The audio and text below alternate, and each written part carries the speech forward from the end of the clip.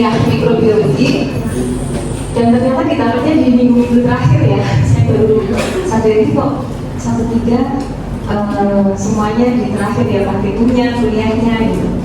Ya udah, nggak apa-apa. Ujiannya padahal pekan depan ya. Pekan depan ya.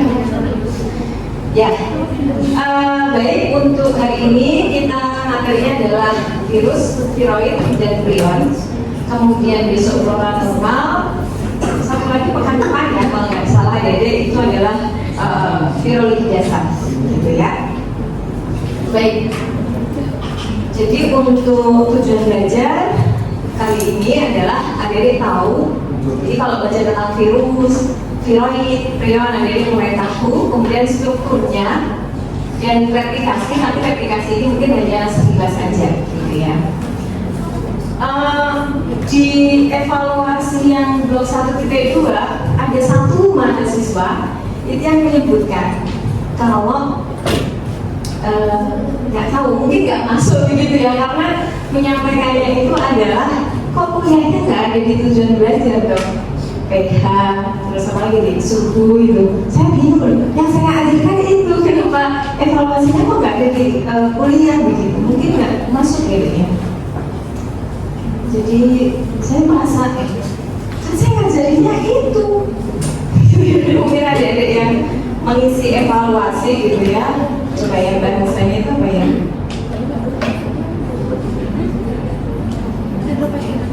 namanya nggak penting, tapi evaluasinya kan penting ya buat dosen. Cuma saya bingung aja loh, yang saya ajarkan itu kami bilangnya kok nggak diajarkan kan begitu ya. Blok 1.2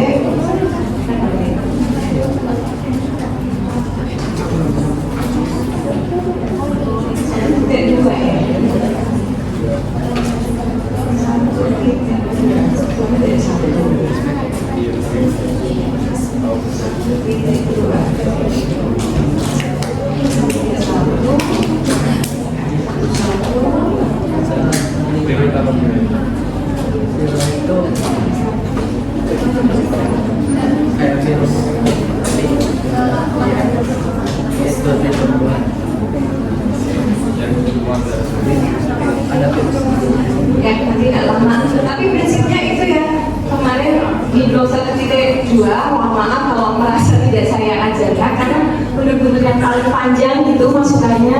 Mohon maaf, soal ujiannya kok nggak sama dengan kuliahnya gitu, nggak ada materi tentang kebutuhan bakteri terhadap suhu, pH, dan satu lagi apa deh? Suhu, pH, oksigen gitu. Saya bingung kan, semua ada ya di kuliah, makanya emang nggak datang waktu itu gitu. Mungkin kalau nggak datang nggak usah isi evaluasi kali ya, daripada lo apa gitu, karena hanya satu gitu, isinya panjang banget gitu ya. Jadi untuk hari ini kita akan kuliah tentang virus, viroid, prion, kemudian strukturnya dan sedikit replikasi. Sebelum kita mulai, mari kita berdoa terlebih dahulu. Berdoa kita mulai.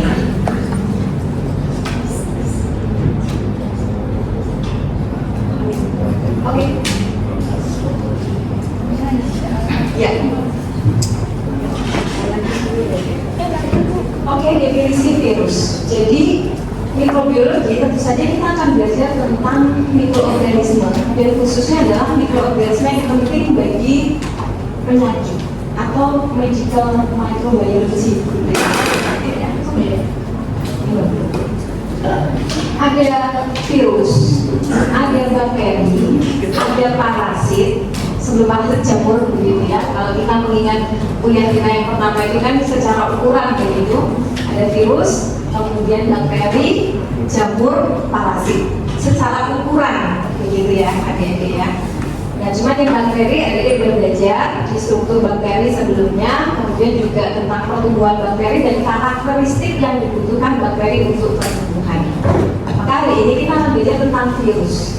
Jadi virus itu adalah agen infeksi, ya. Agen infeksi, tapi dia aseluler. Maksudnya apa? Kalau kita kemarin lihat bakteri, bakteri itu kan umumnya adalah uniseluler ya, dia satu. Tapi dia bisa melakukan metabolisme energi secara mandiri. Dia punya ribosom, dia punya mitokondria gitu ya. beberapa seperti itu. Nah, si virus ini nggak punya, gitu ya. Maka dia disebut aseluler. Kemudian obligat intraseluler. Obligat, adik-adik kemarin udah pernah belajar tentang oksigen, ya, kebutuhan bakteri terhadap oksigen. Ada bakteri yang obligat anaerob, berarti dia benar-benar kalau ada oksigen nggak bisa tumbuh, nggak bisa hidup gitu. Jadi obligat itu kayak harus gitu. Dia, si virus ini adalah obligat intraseluler. Parasit jelas ya, parasit itu maksudnya simbiosis itu ya, jadi kan ada kalau parasit itu pasti merugikan gitu ya.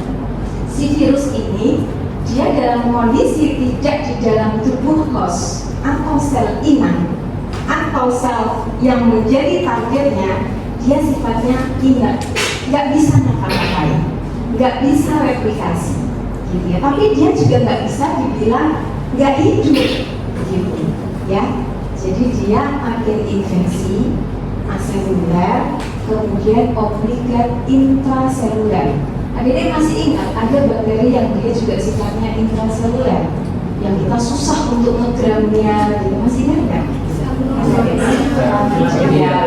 Ya, itu adalah bakteri-bakteri yang juga dia intraseluler.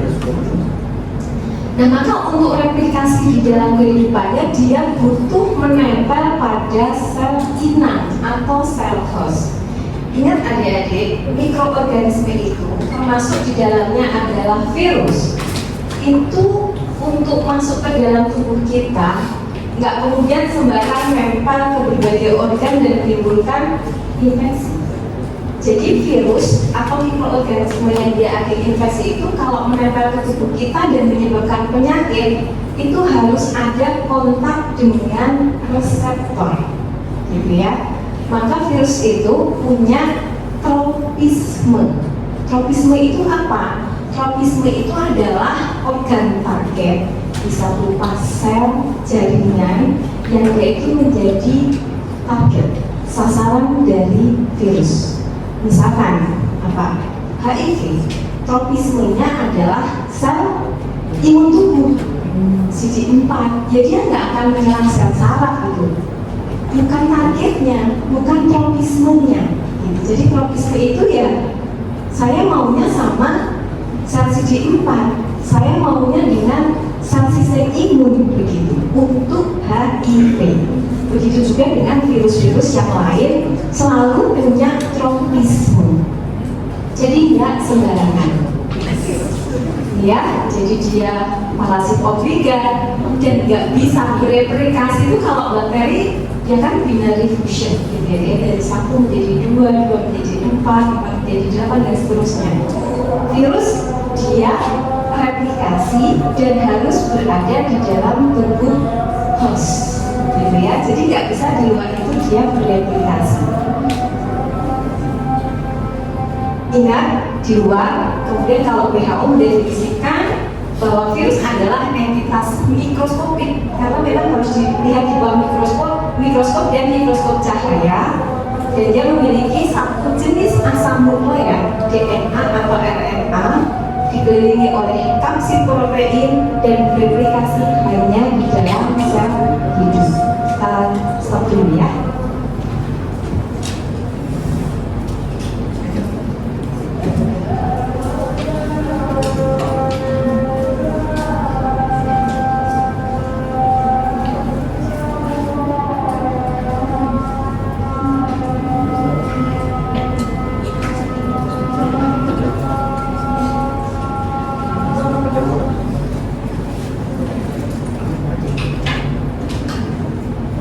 Ya,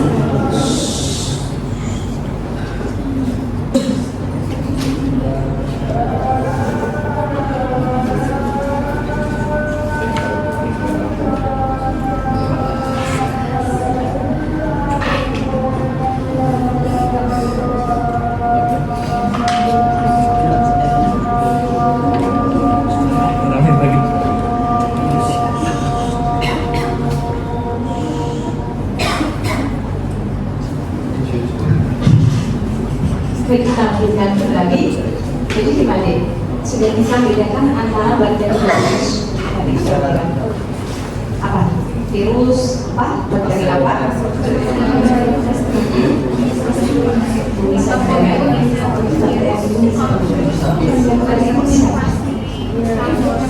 Bakteri bisa juga.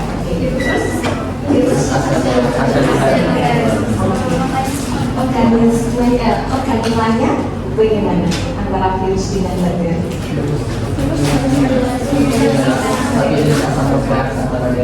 Jenis asam nukleat, oke. Asam, ya. Terus apa?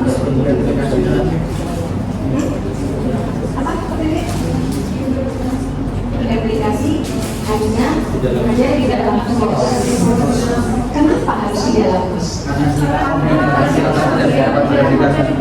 Selain itu nggak punya enzim ya, jadi dia itu benar-benar sangat klasik gitu ya. Jadi kalau ada teman-temannya yang mendekat ketika butuh gitu ya, kita ada parasit sama yang virus gitu.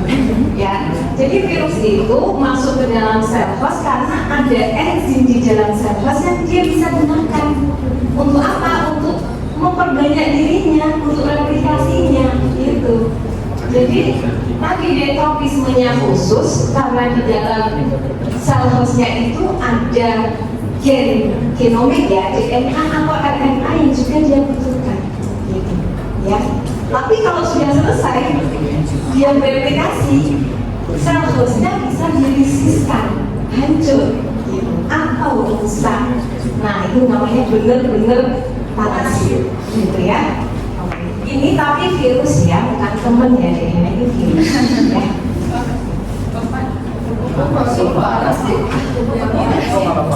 Oke, sekarang kita ke ukuran deh. Ukuran ya.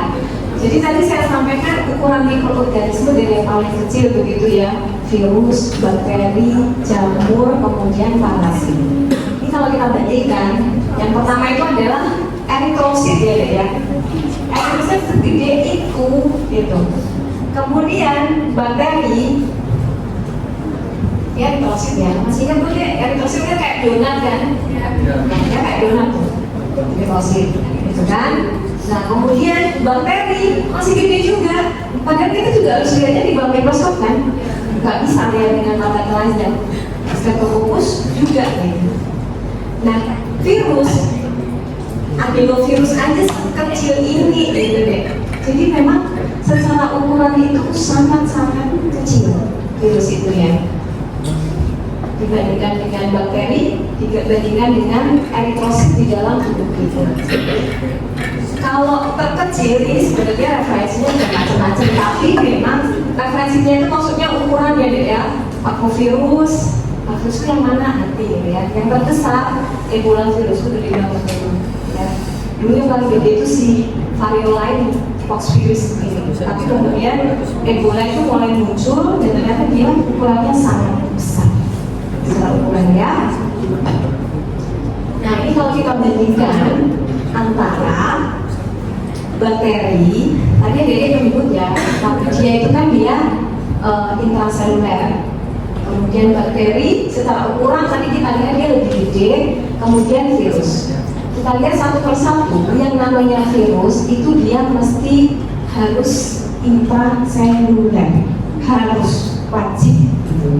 Kan sebagaimana chlamydia ya, chlamydia itu juga kayak gitu. Chlamydia itu harus berada di dalam sel.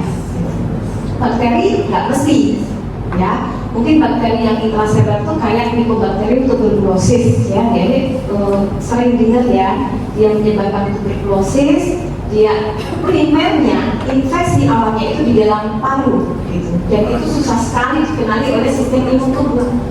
Ini juga parasit yang mengerikan, jadi dia merusak terus gitu ya sel paru, tapi sistem imun nggak bisa kenali. Nah itu susahnya gitu. Tahu-tahu paru-parunya sudah rusak begitu. Jadi dia obligat intraseluler, kemudian nggak punya membran plasma, kemudian reproduksinya kalau bakteri itu dia binary fusion, membelah tadi. Berbeda dengan virus, ya. Kalau virus reproduksinya bagaimana? Dia replikasi di dalam sel host menggunakan bahan-bahan yang ada di dalam tubuhnya sel host. Itu, ya. Baik dari genomnya, kadar enzimnya, bahkan serubungnya itu dari sel host. Jadi benar-benar ini ya, logika ya, parasit gitu. Bagaimana dengan asam nukleatnya gitu ya, ya. Asam nukleat virus itu dia hanya memiliki RNA atau DNA, gitu ya, nggak bisa dua-duanya, hanya RNA atau DNA, gitu ya.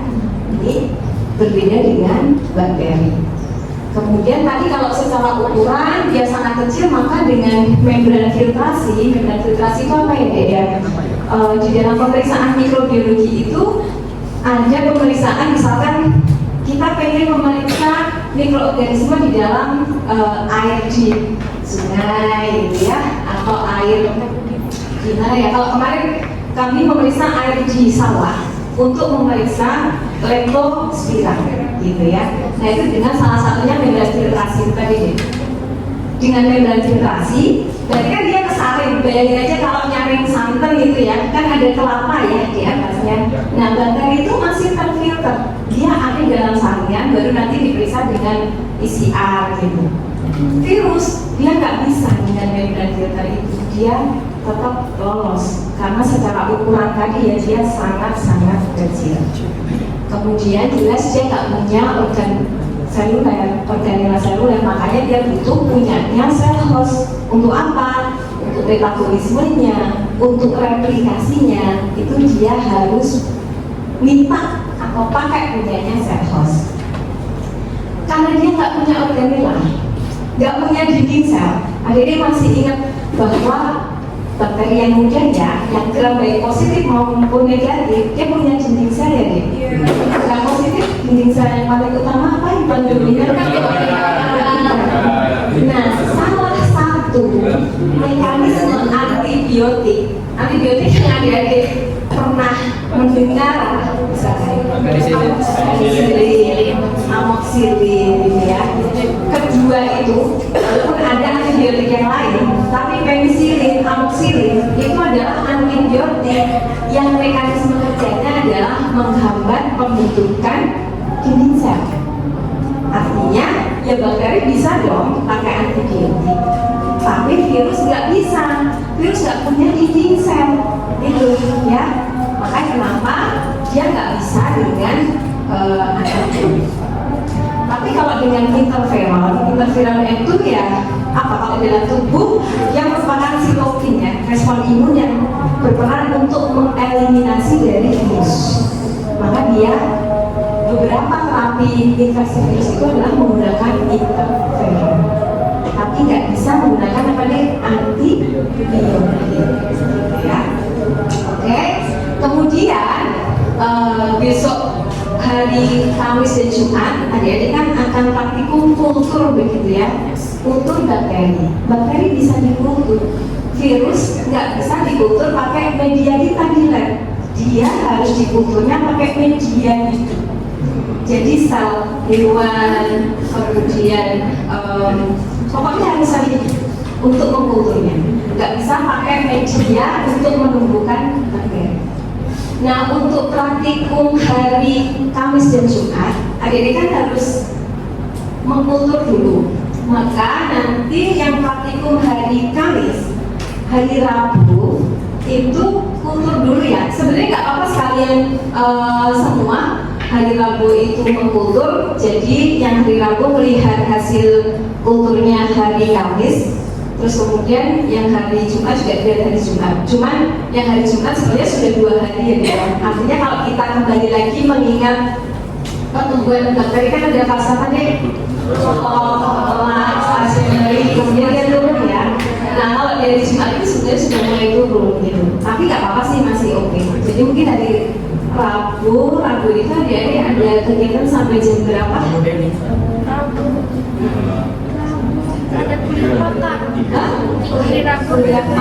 Sampai jam 3. Nah mungkin jam 3 nggak usah semua, nggak apa-apa ini full family labnya. Paling tidak satu kelompok 2 orang untuk kultur. Nah nanti kita lihat di hari Kamis dan hari Jumatnya hasil kulturnya, gitu ya. Tadi Rabu sore ya, nanti dengan Kak Jinda. Adik-adik mengkultur jari tangan yang belum dicuci ditempelin di media, kemudian cuci tangan, entah pakai spray alkohol atau sabun cuci tangan. Kita udah belajar aseptik ya kemarin, kemudian kita tempel. Kita lihat perbandingannya, sekotor apa begitu. Nanti kita lihat di hari apa nih, Kamis dan Jumat. Yang kedua, adik-adik belajar strip, entah dari hidung, entah dari mulut. Nanti pakai kapas steril, kemudian di strip di media, sama nanti diinkubasi, ya. Terus kita lihat di hari Kamis dan Jumatnya, gitu ya. 2 ya, jadi ya, satu kelompok 2. Oke? Ya. Kita lanjutkan lagi yang berikutnya.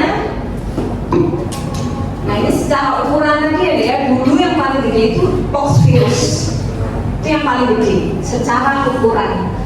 Tapi kemudian muncul rubella itu kan hanya beberapa tahun terakhir gitu ya. Rubella tadi, Ebola ya. Ebola sangat besar, lebih gede dari poxvirus. Kemudian ada yang dia DNA, materi genetiknya kan nggak mungkin double, nggak mungkin RNA dan DNA, harus salah satu gitu ya. Ada virus DNA, kemudian virus DNA pun ada yang dia punya selubung. Kalau mungkin ada yang baca envelope begitu ya, punya amplop begitu, punya selubung. Ada yang nggak punya selubung, gitu, ya. DNA dia ada yang punya selubung, ada yang nggak punya selubung. Demikian juga dengan virus RNA, ada yang dia punya selubung, ada yang nggak punya selubung. Ini secara umum aja, nggak usah dihafal, ya. Tadi jadi agak banyak memang dia dibandingkan dengan bakteri, DNA-nya atau RNA, kemudian dia punya envelope atau enggak, kemudian genomnya apakah dia double stranded atau single stranded. Yang RNA ada nggak ya? Oh ini DNA aja ya, DNA itu ada yang double stranded, ada yang single stranded. RNA lebih banyak lagi, ada 3 DNA. Ini RT itu dia jadi di luar dsDNA dan single stranded DNA, dia ada membutuhkan reverse transkriptase gitu ya untuk replikasi lagi-lagi. Yang RNA lebih banyak lagi, selain dsRNA, single stranded RNA, dia sense positif, sense negatif, sama dsRNA yang membutuhkan RT. Gak usah dihafal ya, kalau saya bilang gak usah dihafal ya udah gak usah dihafal, tapi adik-adik tahu bahwa virus itu banyak banget karakternya gitu ya. Oh iya, nah tetap saya lampirkan ya. Jadi RNA virus ada di sRNA, kemudian ada ssRNA single stranded, ada dia sense-nya negatif, ada positif. Itu apa sih sebenarnya? Itu penting untuk replikasi dari virus adik-adik. Jadi harus mengingat kembali apa? Sintesis protein, translasi, transkripsi gitu ya. Itu pentingnya ini, si virus itu punya yang sense negatif, sense positif begitu ya. Oke, ingat gak usah dihafal sekarang loh ya. Nah, kita masuk ke struktur atau morfologi, struktur morfologi dari virus. Definisi virus sudah tahu, nanti kita bandingkan dengan viroid, kemudian kita bandingkan dengan prion. Nah, kita masuk ke struktur dan morfologi dari virus, mungkin bisa cepat jadi ya. Karena ini kayaknya saya agak banyak PPT-nya, biasanya maksimal 30, ini berapa deh? Ya, berarti harus cepat ya. Oke, strukturnya. Yang pertama, ini sebenarnya ini juga dari request adik-adik ya. Jadi dari evaluasi itu saya mencoba kalau gambar aja katanya adik-adik pusing. Ya, apa ceritanya gitu. Saya kasih keterangan bahasa Inggris, jangan bahasa Inggris ya udah saya kasih bahasa Indonesia gitu ya. Artinya sebenarnya saya tuh mencatatkan adik-adik gitu ya. Saya kasih gambar, saya catatkan begitu. Ya biar mahal sudah. Tapi mungkin saya tetap dari gambar.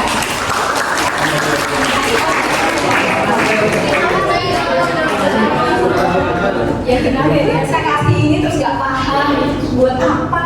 Ya udah saya bikin catatannya gitu. Tapi tetap saya membuatnya namanya PowerPoint itu ya poin. Mohon maaf ya, jadi bukan kalimat yang sangat panjang gitu ya. Oke, sekarang secara strukturnya. Kalau kita lihat virus, begitu ya. Tadi kan kita melihat ada virus itu yang dia memiliki envelope selubung dan ada yang nggak punya selubung. Sebelum ke sana, kita harus paham dulu tentang virion. Virion itu adalah partikel virus yang dia infeksius, memiliki genom berupa RNA atau DNA serta kapsid.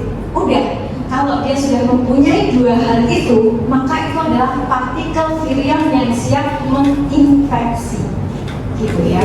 Keterangannya seperti itu. Jadi dia hanya punya materi genetik berupa RNA atau DNA, kemudian punya kapsid, itu adalah virion, dan dia sudah bisa menginfeksi. Beberapa referensi menyebutkan justru bakteri atau virus yang dia tidak memiliki envelope itu dia lebih resisten terhadap disinfektan dibandingkan dengan yang punya envelope.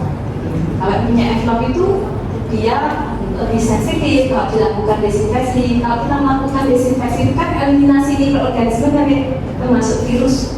Kadang yang nggak bisa apa? Spora, maka harus pakai autoclave gitu ya. Nah itu. Nah ini adalah struktur umum virion. Nanti kita munculkan lagi ke gambar yang lain. Tapi adik-adik tahu tentang virion itu adalah dia punya apa ya, materi genetik entah RNA atau DNA dan punya kapsid, gitu ya. Lanjut virion sendiri. Nah ini ya virus, kemudian ini virion gitu. Dia diselubungi gitu ya oleh namanya kapsid. Tapi bisa juga setelah kapsid itu wajib ada, gitulah ya dia. Jadi wajib ada. Tapi kalau envelope itu tidak wajib ada. Artinya tidak semua virus itu memiliki envelope gitu. Kemudian punya materi genetik yang berada di sentral yang ditutupi oleh kapsid, bisa berupa RNA ataupun DNA. Dan yang beberapa virus itu punya enzim, tapi sebagian besar itu nggak punya enzim, maka pakai enzimnya dari sel host. Ya, oke ya, kemudian sudah. Kemudian fungsinya filler ya tentu saja, namanya juga agen infeksius kan, maunya dia bertahan, maka dia membutuhkan inang atau sel host itu untuk mentransfer materi genetik di dalam dirinya, kemudian masuk ke sel host, kemudian memperbanyak diri.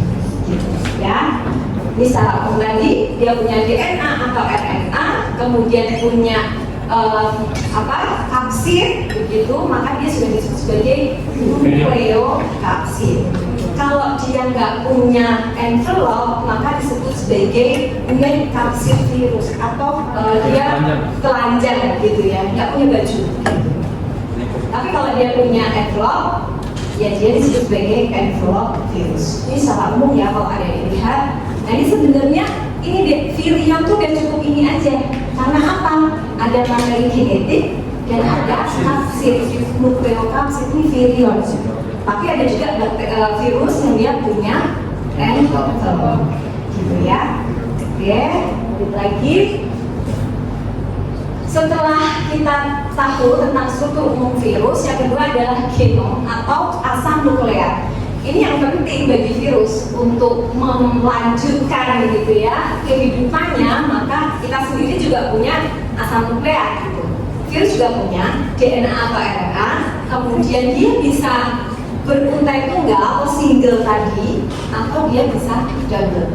Kemudian ini berdasarkan jenisnya tadi dari gambar yang sebelumnya kita bisa lihat ada virus DNA, ada virus RNA, ada double stranded, ada single stranded, ya. Jadi kalau kita lihat secara umum DNA, kalau kalau ini sudah mulai dihafal ya, walaupun nggak harus semua, tapi DNA itu lebih sedikit dibandingkan dengan virus RNA. Virus DNA lebih sedikit dibandingkan dengan virus yang RNA. Virus DNA ada yang Poxviridae, tadi yang gede ya, kemudian ada Adenoviridae, ada Papillomaviridae, ada Hepatnaviridae. Ada beberapa yang saya contohkan biar adik-adik nggak menerawang apa gitu ya, tapi saya nggak bisa sebutkan semua.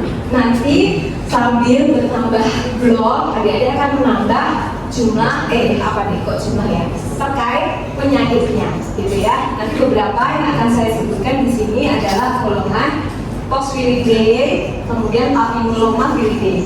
Kenapa Adenoviridae enggak gitu? Poxviridae, Papillomaviridae itu manifestasi klinisnya jelas begitu, sehingga saya tampilkan, saya kenalkan ke adik-adik. Kalau Adenoviridae itu simptomnya flu-like syndrome, kan susah ya ngapalin flu-like syndrome, bisa adenoma, adenovirus, bisa influenza, bisa corona, susah.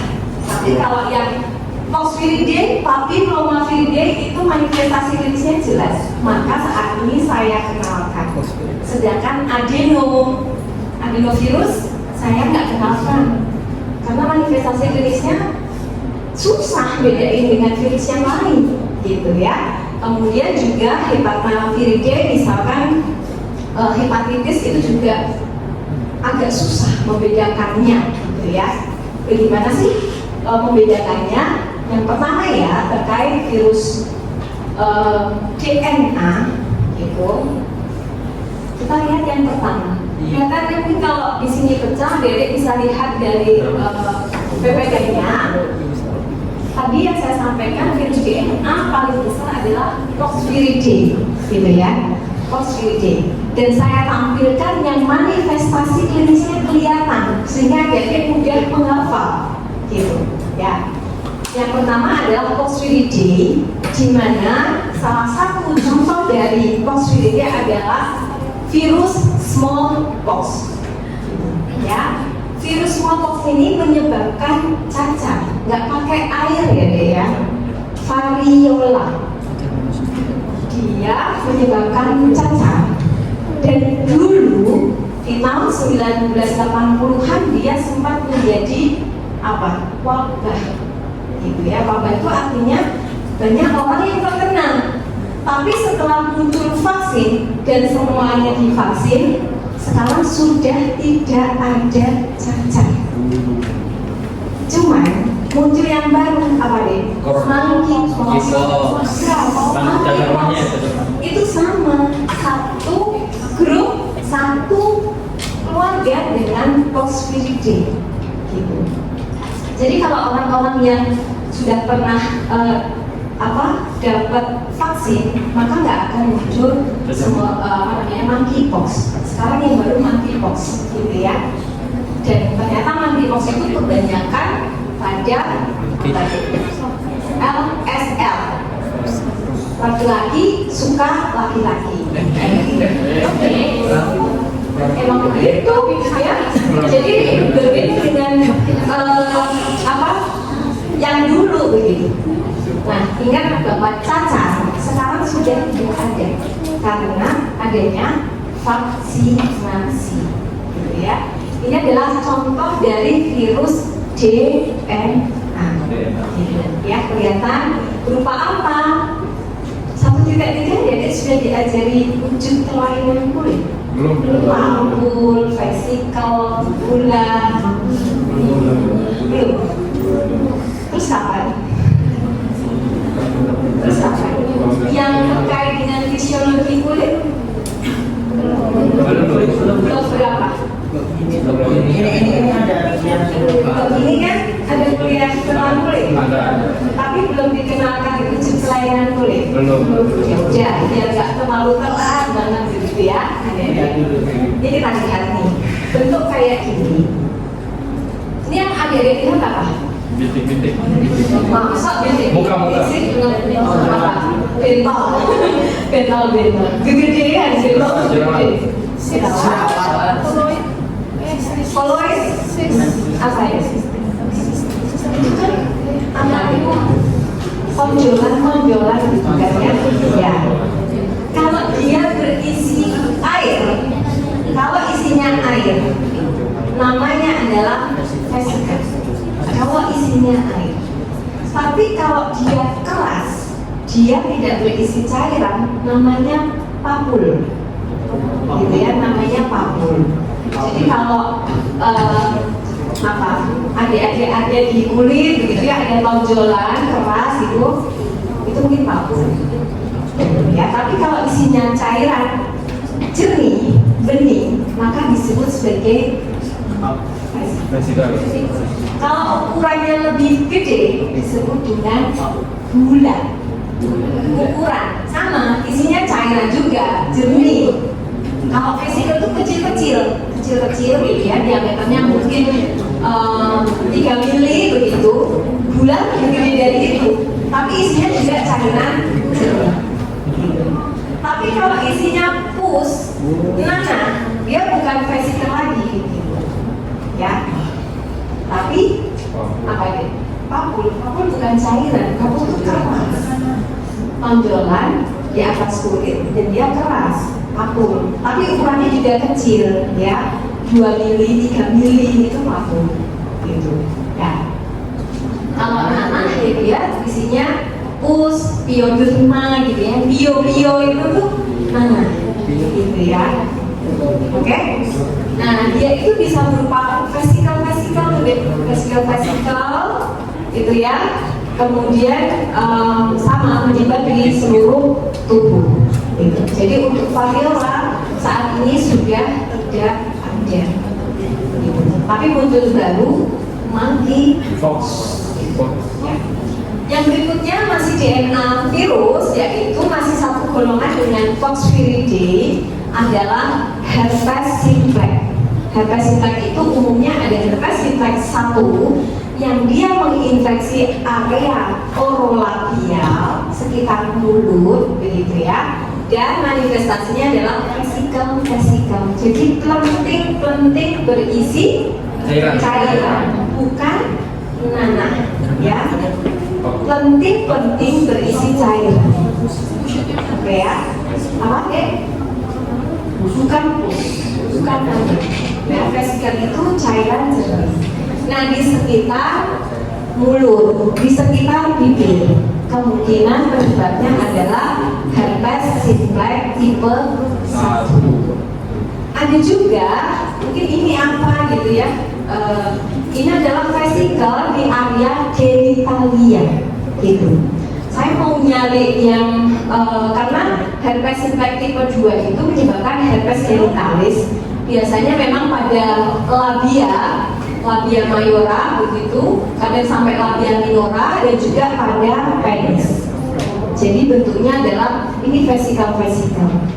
Nah, sebenarnya kalau dia terinfeksi oleh bakteri jadi nanah gitu ya. Oke? Sudah ada 3 contoh dari Poxviridae, yaitu virus DNA. Yang berikutnya ini juga sering, lagi-lagi saya tunjukkan karena ini tuh jelas adik-adik. Jadi kalau adik-adik udah lihat, oh kok yang orang kayak gini ya, sudah bisa ngira-ngira.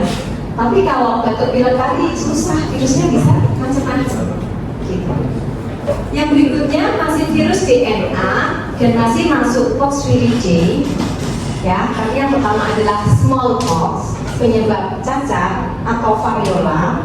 Yang kedua adalah herpes simplex virus, dan utamanya herpes simplex virus itu adalah sexual transmitted disease. Jadi penularannya itu melalui kontak seksual umumnya, ya, kontak seksual. Yang ketiga adalah varicella zoster virus. Oke. Varicella zoster virus ini sama dia bentuknya vesikel-vesikel. Gak terlalu jelas ya. Ini kalau diperbesar nih vesikelnya deh, vesikelnya. Vesikel dengan dasar erite, ya, dengan dasar erite.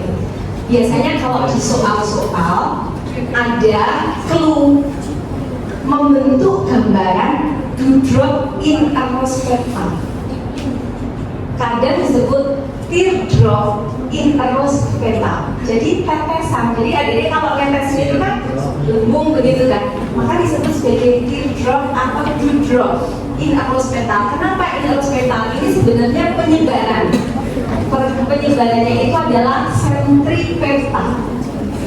Pada infeksi varicella zoster, adik-adik sudah pernah kena. Kalau ini cacar air, chickenpox, sudah ada yang kena, pasti banyak yang kena kan? Ada yang belum, yang mana? Ada yang belum? Belum pernah? Sama sekali belum pernah?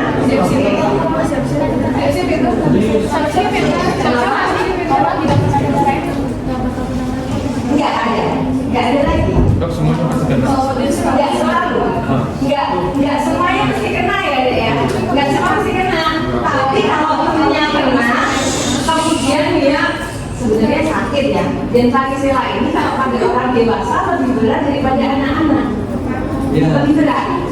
Kalau anak-anak dia masih bisa lari-lari. Anak-anak yang kena cacar air dia masih bisa main begitu ya. Tapi justru sebenarnya ketika dia main, terus dia yang masih meleran, batuk, problemnya itu mereka di mana-mana, itu yang menularkan.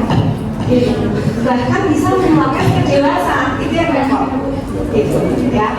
Nah, kalau sudah terkena varicella, kalau dewasa itu berat, jadi nggak bisa aktivitas. Tapi kalau anak-anak masih bisa aktivitas.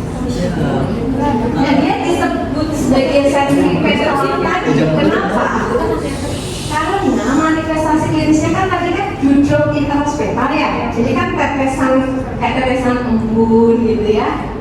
Itu mulainya dari sentral, dari muka, dari dada, dari punggung, kemudian dia menyebar ke ekstremitas. Maka dia sentripetal. Gitu. Jadi dia dari tengah keluar. Penting-pentingnya tadi, vesikelnya tadi itu mulanya tuh biasanya dari muka dulu, entah leher dulu gitu ya. Nggak pernah dari ekstremitas dulu. Jadi dari punggung, dari muka gitu, baru dia nyebar ke ekstremitas. Nah itu disebut sebagai sentripetal. tadi nggak bisa terkenal lagi ya, sebenarnya bisa ya, tapi tubuh kita sudah punya antibody, sudah punya sistem imun. Cuman si varicella zoster virus ini ketika sudah menginfeksi kita, maka dia sebenarnya dorman di dalam tubuh kita. Dia laten di saraf. Kalau dia kronismenya adalah sel saraf, maka suatu saat ketika terjadi reaktivasi, kita capek, kita kelelahan, kita stres, maka yang tertidur tadi dia akan menuju ke saraf perifer. Munculnya jadi apa? Jadi herpes zoster. Nah, bedanya adik-adik, kalau varicella zoster ini dia seluruh tubuh, pelenting-pelentingnya. Ya, ingat varicella yang pertama kali ya terinfeksi oleh varicella zoster virus itu seluruh tubuh, vesikelnya, vesikel dengan dasar eritet, dewdrop in a rose petal, menyebabkan chickenpox, cacar air. Kemudian sembuh.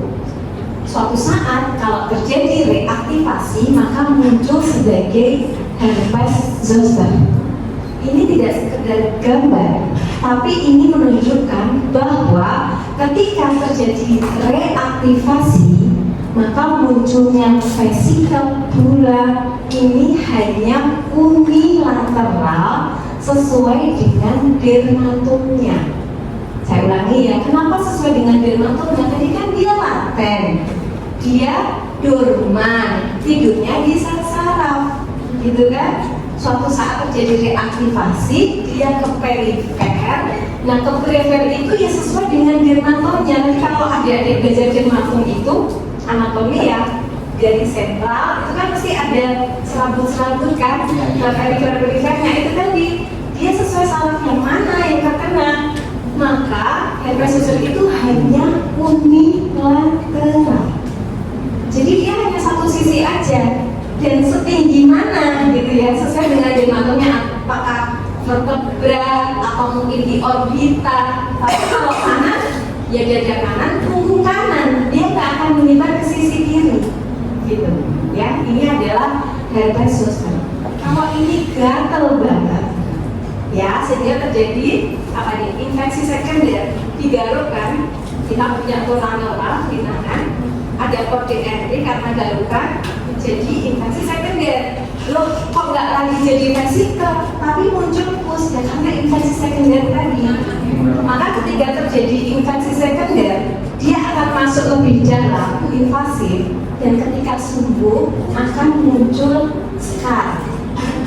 Bukan sekar ya, tapi scar, jaringan paru bekas gitu. Maka harus dihindari untuk infeksi sekunder atau hindari mengganggu biar nggak muncul scar atau membekas. Kalau vesikel saja, ketika terjadi penyembuhan nggak akan muncul scar. Ya, oke. Nah, kalau ini nggak gatel deh, tapi ini nyeri, luar biasa, panas, gitu ya. Oke. Kita lanjut yang berikutnya.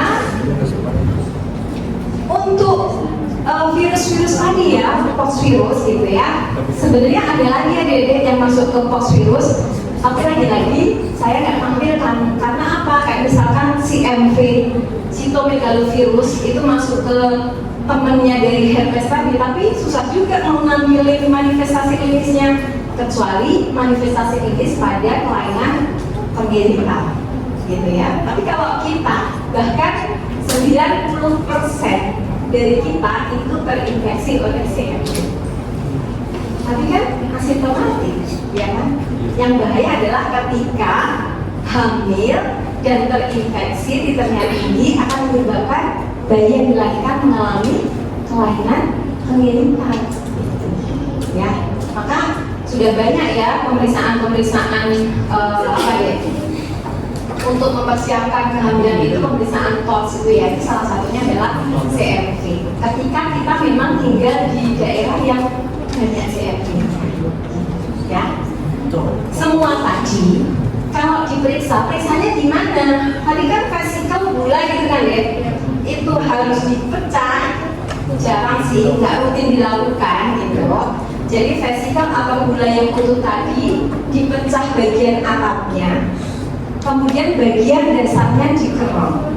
Kita tetes gimsa, maka akan muncul itu gambar apa sih? Itu sebenarnya gambar sel yang saling menyatu. Maka tadi di awal saya sampaikan, virus itu ketika menginfeksi sel host bisa menyebabkan sel hostnya litik, yang udah mati, atau sel hostnya itu rusak. Nah, rusaknya itu dia membentuk sinsisia. Jadi dia kayak saling ketemu dengan sel-sel lain begitu, sehingga membentuk kumpulan dari beberapa sel host yang terinfeksi. Yang kalau kita cat dengan gimsa, ini akan menunjukkan multinukleated giant cell atau sel raksasa berinti banyak. Tapi ingat, dia nggak bisa menentukan ini berarti herpes zoster. Enggak, kita hanya tahu dia adalah salah satunya terinfeksi dari herpes virus gitu ya. Kita nggak bisa menentukan yang ini karena beberapa sel dia merusak kan ya gitu. Beda kalau kita pengecatan gramnya fokus gram positif bergerombol, Staphylococcus itu nanti kita periksa lagi, Staphylococcus aureus itu, tapi kalau ini kita nggak bisa kecuali dengan pemeriksaan molekuler, misalkan PCR ya. Jadi dia tidak khas, tapi untuk pasien-pasien adik-adik yang dia manifestasinya vesikel gula tadi, kalau dilakukan pemeriksaan kemungkinan besar akan didapatkan multinukleated giant cell ya. Dan ini sel virus yang DNA atau RNA tadi ya. Oke, lanjut yang berikutnya, masih virus DNA lagi-lagi saya tampilkan yang adik-adik bisa melihat. Mungkin banyak ya di sekitar kita yang mengalami biasanya pakai kutil gitu ya, kutil. Nah ini di jari namanya verruca atau human papillomavirus ini memang dia ada yang sexual transmitted disease, ada yang enggak gitu ya. Dan ternyata ini masih banyak ya ketika saya stase di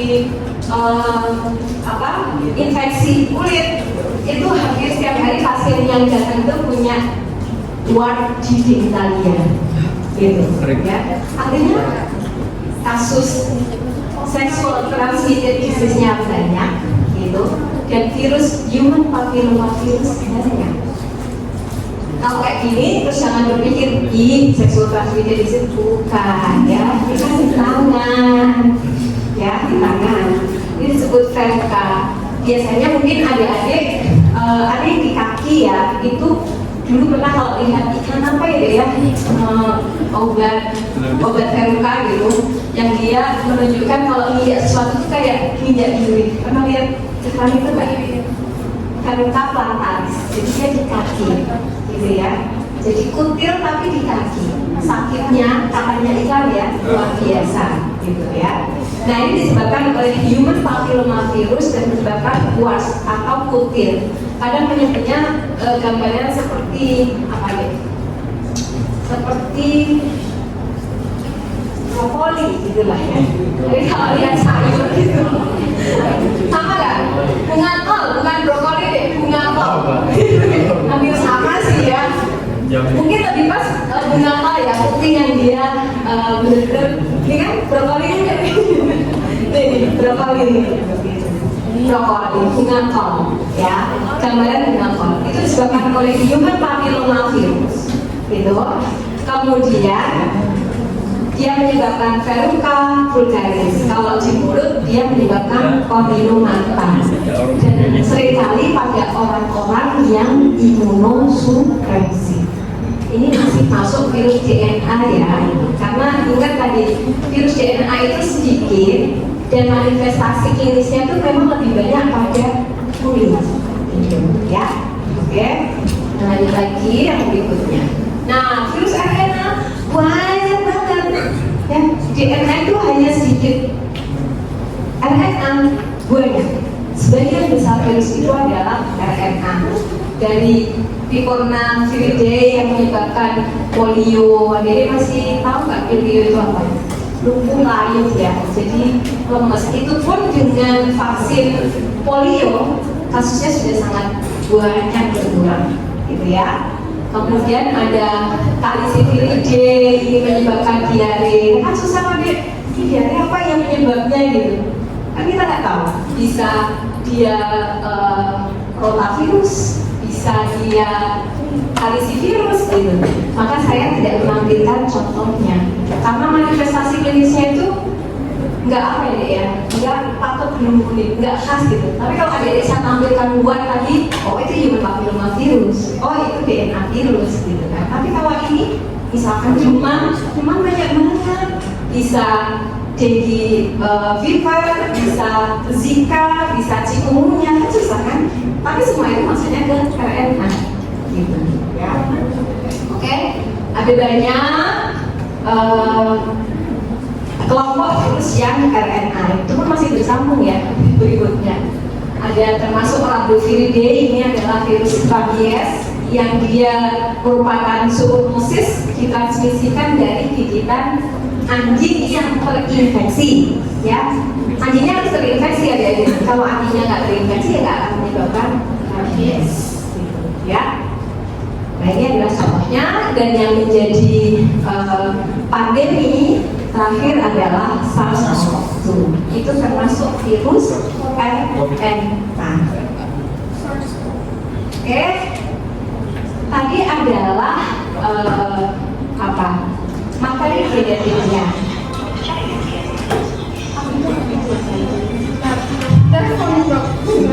Kuliah gitu. Kita lanjutkan komponen yang berikutnya. Tadi kan yang wajib apa deh? Materi genetik dan kapsid itu wajib, wajib ada. Materi genetik ada DNA, ada RNA. Yang berikutnya adalah kapsid. Kapsid itu adalah pelindung dari materi genetik, jadi wajib ada. Nah materi kapsid sendiri itu dia ada yang berupa kanser, gitu ya, icosahedral. Ada yang dia itu helikal, gitu ya. Jadi ini bentuk dari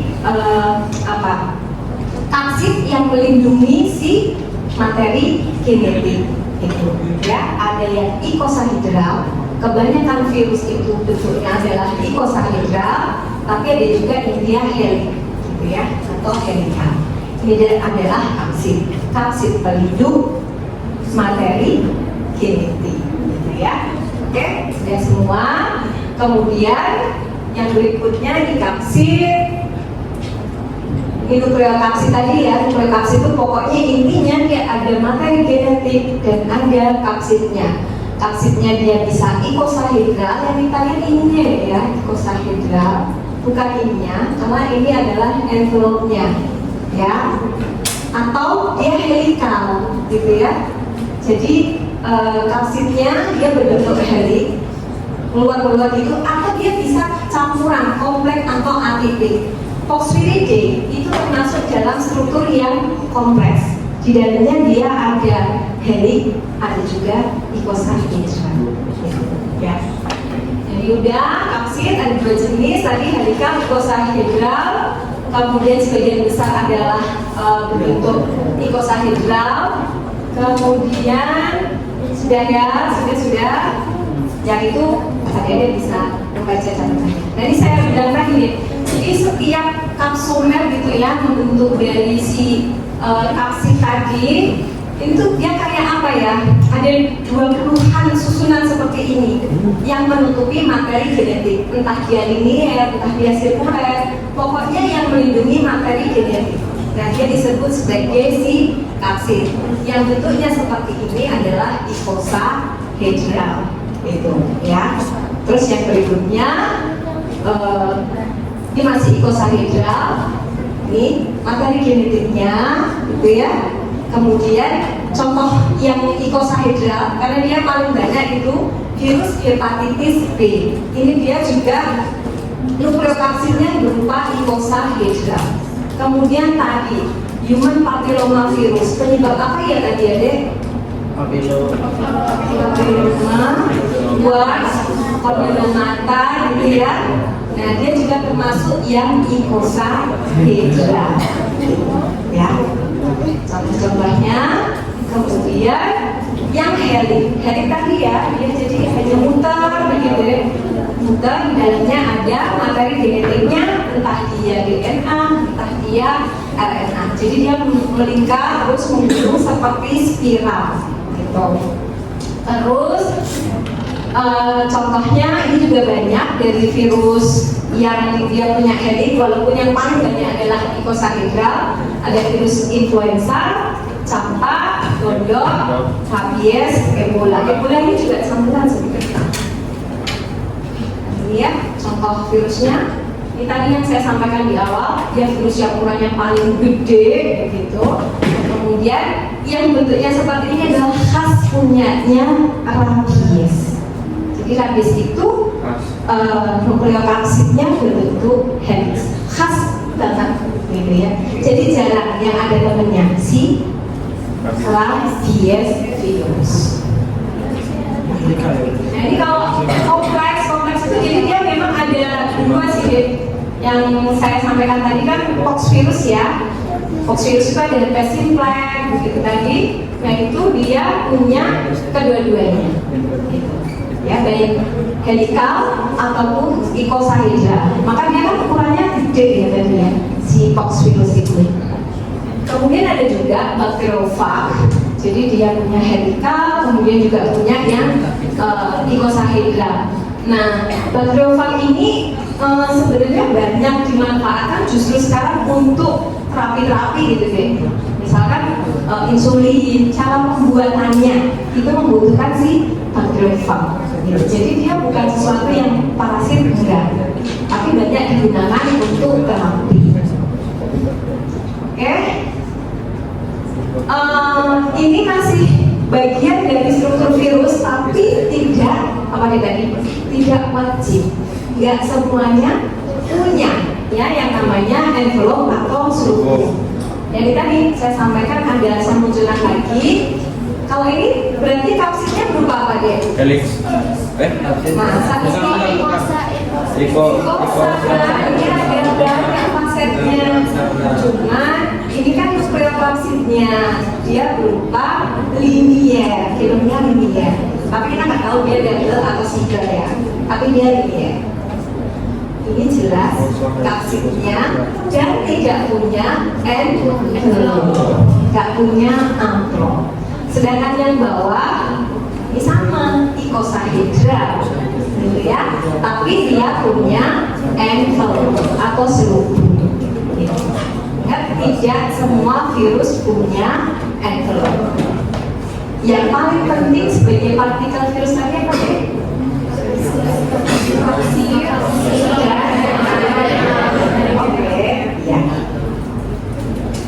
Oke, terus protein matrik ini juga nggak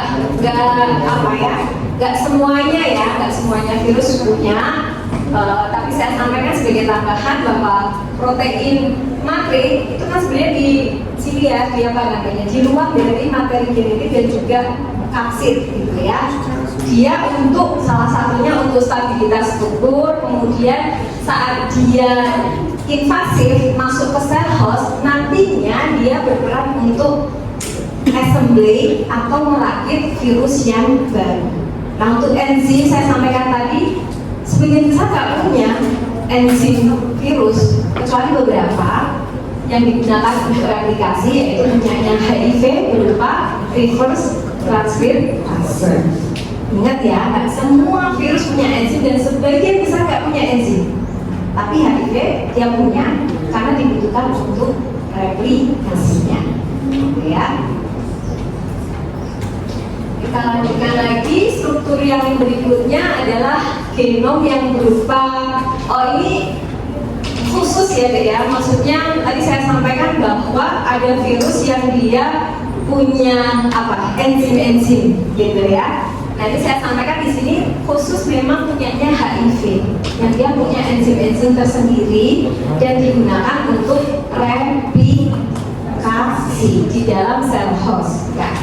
Ini kalau secara umum kita lihat bahwa virus HIV merupakan virus RNA, gitu. Kemudian dia punya kapsid dan punya envelope, kemudian dia punya protein yang digunakan untuk reseptor, yaitu GP120 dan GP41. Ini dibutuhkan untuk nempel pada tadi sel CD4 atau CD4, gitu ya.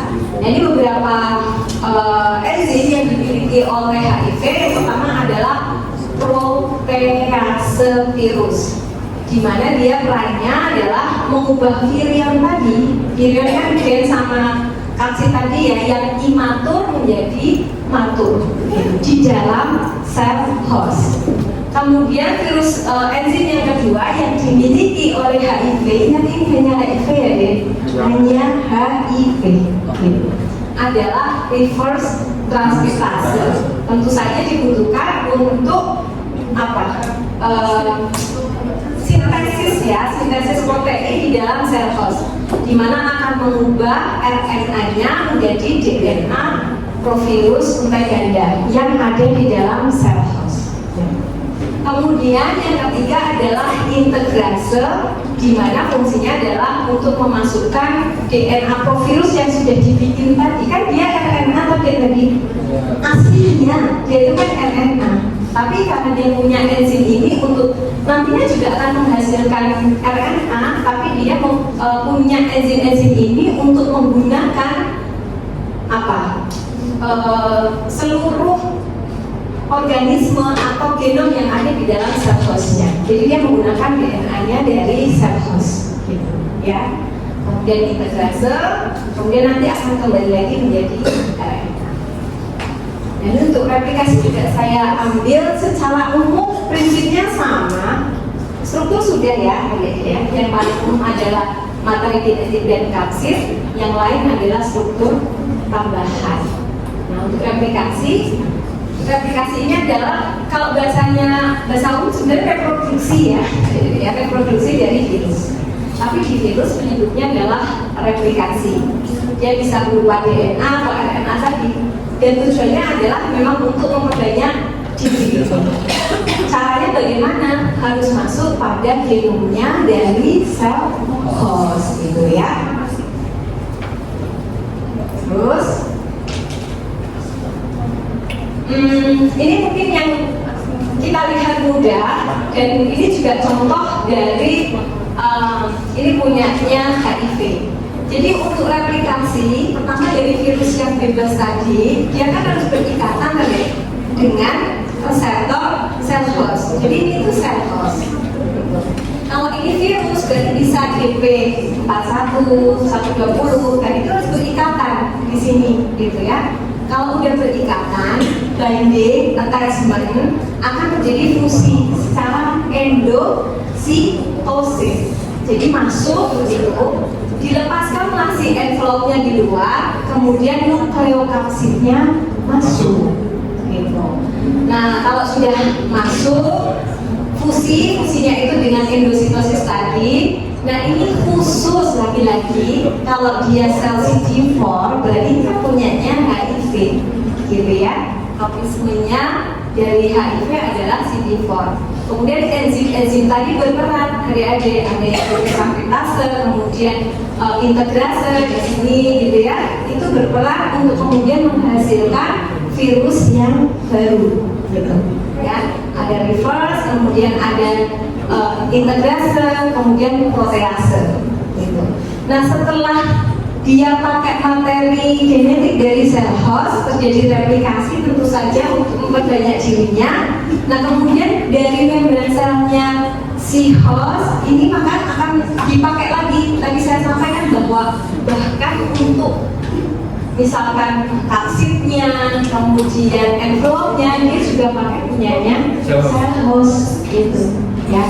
Jadi benar-benar semuanya minta sel host. gitu ya. Jadi contohnya dari replikasi dan HIV. Kemudian benar virus hanya dapat bereplikasi di dalam sel host. Kemudian ini tahapannya tadi sudah saya sampaikan, ada attachment, binding, asopsi, biasanya macam-macam ya. Yang penting dia harus nempel sesuai dengan reseptornya, harus gitu ya. Setelah menempel, jadi dilakukan uncoating, kemudian itu kapsidnya bisa dilepaskan, itu sehingga tinggal masuk materi genetiknya. Setelah itu baru tadi terjadilah replikasi di dalam, ada yang di dalam sitoplasma, ada yang di dalam inti, tergantung dari selnya. Cuman ini punyanya siapa deh kalau ini? Kita lihat retrovirus itu HIV ya. HIV itu kelompoknya retrovirus. Sama. Ini ya prinsipnya tadi, banding, fusi, kemudian tinggal materi genetiknya. Dia tadi virus RNA, sintesisnya di dalam inti sel, gitu ya. Ini enzim yang diperlukan tadi, dia punya integrase, kemudian ditranskripsi, punya materi genetik yang baru, dikeluarkan, translasi, dirakit, pakai protease. Setelah itu dia minta punyanya sel host untuk membentuk envelope, gitu ya. Kemudian ini di dalamnya tadi sih untuk sintesis protein tadi ya. Jadi mengingatkan kembali adik-adik tentang sintesis dari protein. Assembly tadi di dalam sitoplasma, setelah lengkap siap, maka dia bisa, kalau misalkan dia butuh envelope, maka dia pakai punyanya sel host membentuk bading. Bading itu apa? Tunas gitu tadi ya, yang gambar sebelumnya. Jadi sudah siap, kemudian dia keluar membentuk tunas atau bading, terus dilepaskan. Ini saya ambil yang lengkap ya untuk replikasinya, walaupun nggak semuanya melewati, paling tidak sampai ke rilis ini atau setelah bading tadi yang dilepaskan.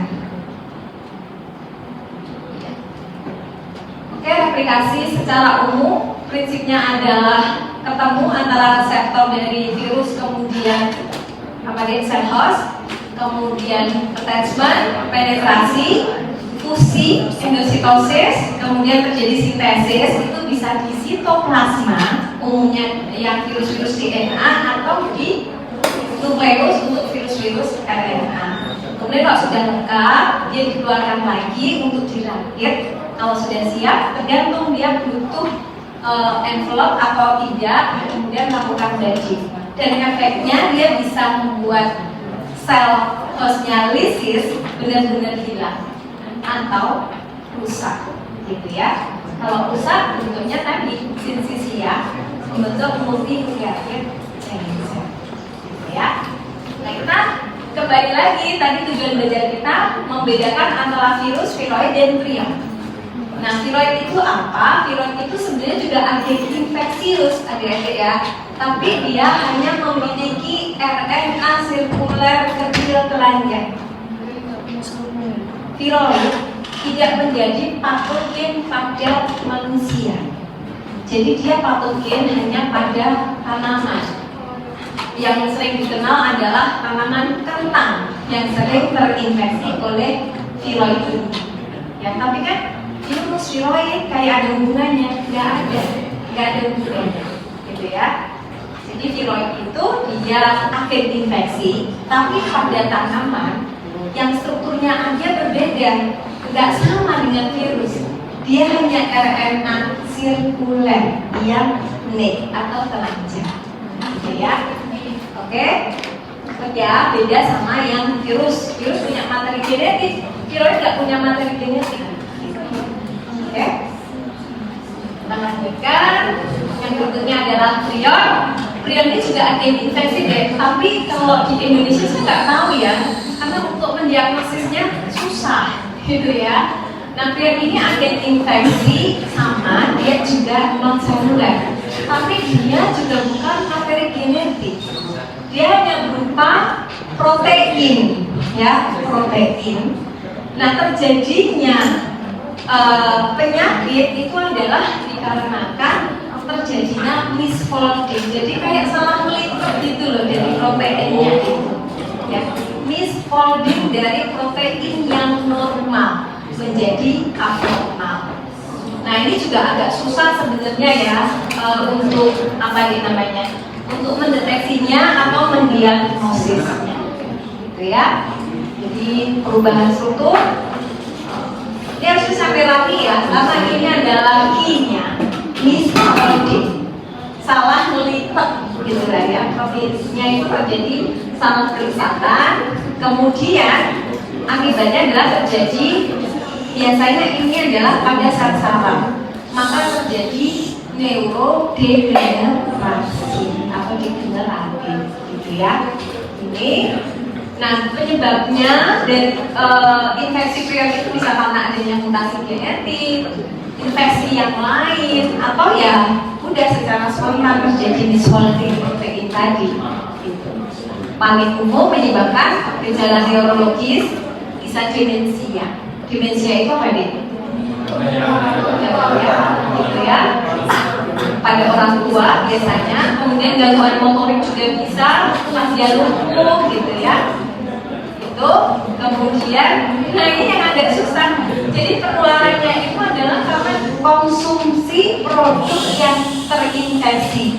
Ada beberapa itu karena saya belajar itu dari apa nih, makan otak ya, otak sapi, otak kambing. Tapi ingat ini mesti karena terinfeksi. Maksudnya otaknya itu sudah ada infeksinya. Tidak kemudian kita nggak boleh makan itu karena bisa menyebabkan prion, enggak juga. Gitu ya. Jadi mesti si otak tadi itu sudah terinfeksi oleh prion, gitu ya. Nah, beberapa penyakitnya ini kalau kita cek di Indonesia itu nggak penyakit Creutzfeldt ya, Koch disease, Buffet spongiform. Tapi kalau ada nanti cek gambarannya memang otak yang dia membentuk spons, gitu ya. Dan penyakit urus. Nah, ini adalah prion. Lagi-lagi saya mengingatkan ke adik-adik bahwa adik-adik itu apa nih?